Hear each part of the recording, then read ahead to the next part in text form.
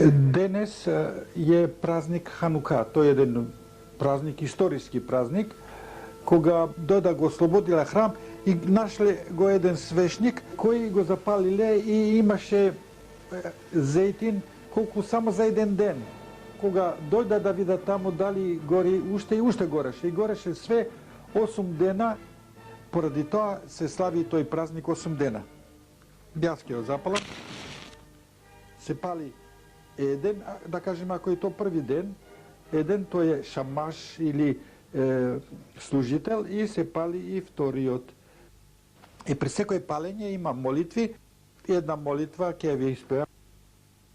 Маоз цур Јешуа ти, лехана еле сабеах, ти кумбете филати, вешам то дале забеах, етахимад беах, ни цар амна беах, азедмор бешир мизмор, ханукат амизбеах, азедмор бешир мизмор, ханукат амизбеах.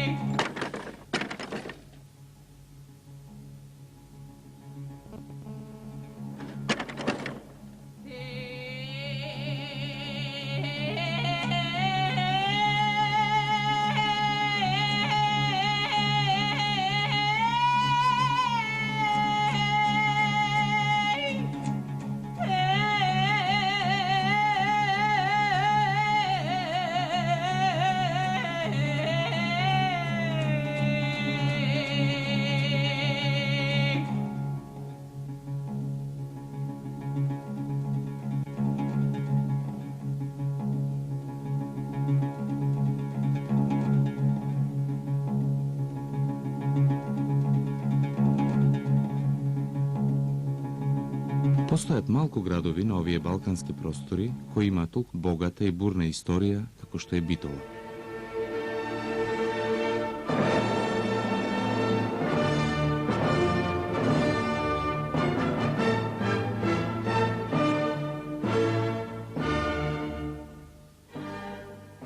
Низ тие долги и матни времења останале бројни траги за опстојувањето на овие ветрометини на разни цивилизации и култури. Затоа најдобро зборуваа за чуваното културно наследство како нем сведок за важноста на овој град. Меѓу оние кои се нашле да ја врзат својата судбина за нашиот град, биле и евреите, еден од најстарите народи на светот. Тие тука во Битола живееле, работеле и создавале повеќе векови.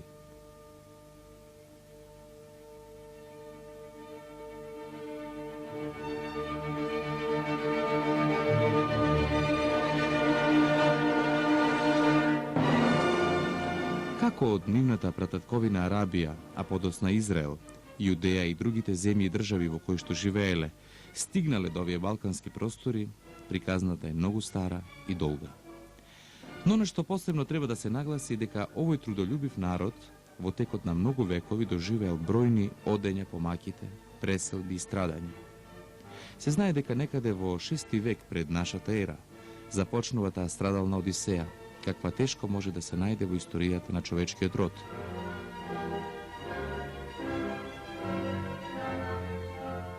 Евреите на Балкан, односно и во овај дел на територијата на Македонија, веќе живеат 2600 години. тие дојда во тие пространства уште цели 1000 години, више од 1000 години него што дојда словените тука. Се смета дека првите евреи се дојдени кога грците војувале со персијанците и кога заврши ратот, углавном беа победени персијанците од грците, еден дел на евреите се населиле во овие простори, прво беа као робови, а после бргу се ослободиле од робство и заживееле и направиле првата општина во Солун.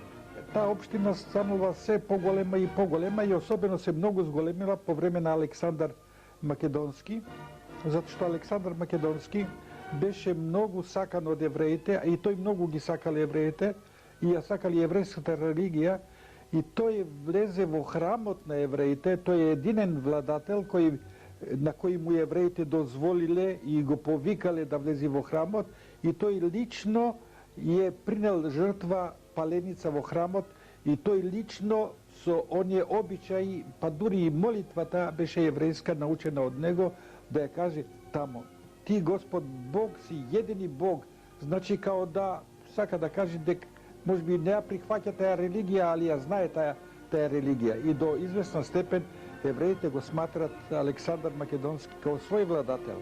Александар Македонски живеел, нажалост, малку време, али за то кратко време е создал доста ствари. Јас само да кажам дека он го основал и тој град Александрија во Египат, во кај живееле во главном евреи и грци, али првенствено евреи. Така да тамо развила една еврејско-грчка култура. После смртта на Александар Македонски, по однос на тоа колку евреи имало тука, може да се каже дека апостол Павле е дошол во Солун да проповеда своето христијанство. Во почетокот не успел, а после успел. Значи, првите христијани на Балкан углавном се евреи, осем тие христијани евреи кои беа во Израел. Меѓу првите христијани се така Солун станал се поголем и поголем град, и то може да се каже дека е еврејски град, и тоа станал еврејски град цело време, затоа што грото од становништвото до првата светска војна беа евреите. Секогаш имало над 50% од сите становници кои живееле во Солун беа евреи. Така да уствари имаме една тројка на еврејски градови, тој е Јерусалим, тој е Александрија и тој е Солун.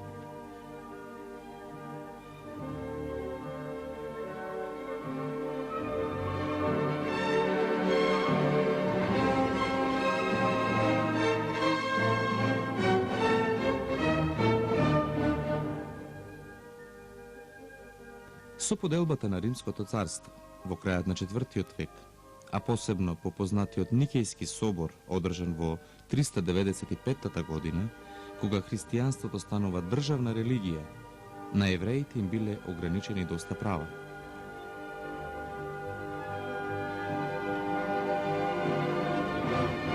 Затоа тие морале од големите византијски центри, какви што биле Цариград и Солун, да се раселуваат во внатрешноста на Византиската империја. Особено жестоко против нехристијанското население биле познатото византиско јустинијанско право. Тоа е време кога на овие простори се доселуваат словените. Речиси, во сите средни векови траеле овие насилни преселби. Нетрпеливоста на официјалната власт на свој начин ги зближува словените и евреите. Против нив не била само Византија, туку и другите овдешни поробувачи, меѓу нив и крстоносците. Словените беа пагани, нали, и тие беа гонени, и сакаа да ги прекрстат, меѓутоа почеток го давале отпор. Ја сакале да задржат својата религија. Меѓутоа после се минале во христијанство и тога е престанало гоњење на словените, али гоњењето на евреите, односно тежња да и тие станат христијани, не престанала.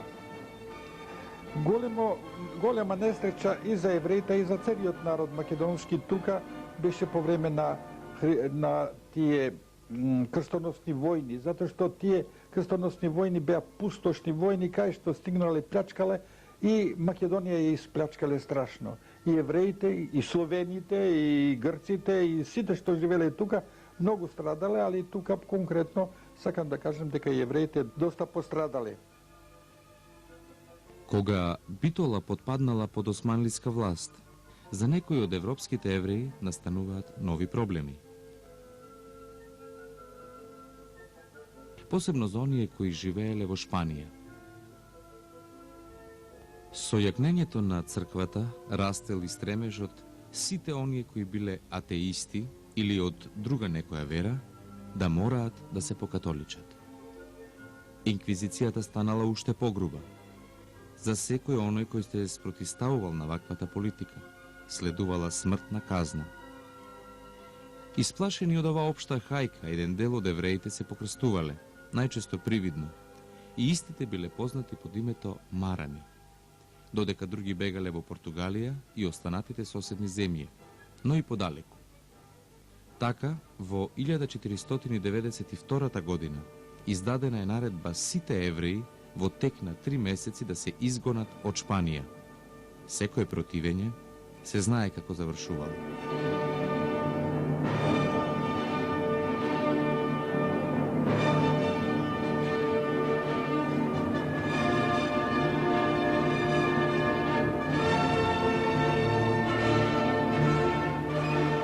Започнало пак ново селење, полно со неизвестности, овој пат најчесто во земјите кои биле во составот на Турската империја. Еден дел од оние кои преживеале се упатиле и кон Солун, а оттаму и кон Битола.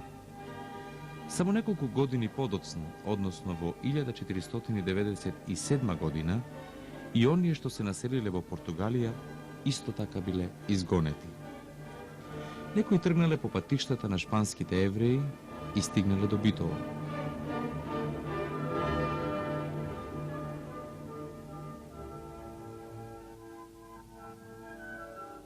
Се смета дека кон Балканот тргнале околу 200.000 несрекници. Многу од нив изгинале по патиштата, умреле од болести, глад, чума или биле продадени како робови. Во прво време, освен во Солун, се населиле во Истанбул и Измир, а оттаму и во другите градови. Кога дошле во поголем број во Битола, нема некои попрецизни извори. Веројатно тоа се оние години пред да тргнат од Шпанија. Се смета дека во градот и пред тоа имало одреден број нивни сонародници. Поголемиот дел од нив биле сефардски евреи. Сефард на хебрејски значи Шпанија. Затоа од почетокот на 16 век меѓу битолските евреи се повеќе преовладувал нивниот шпански јазик.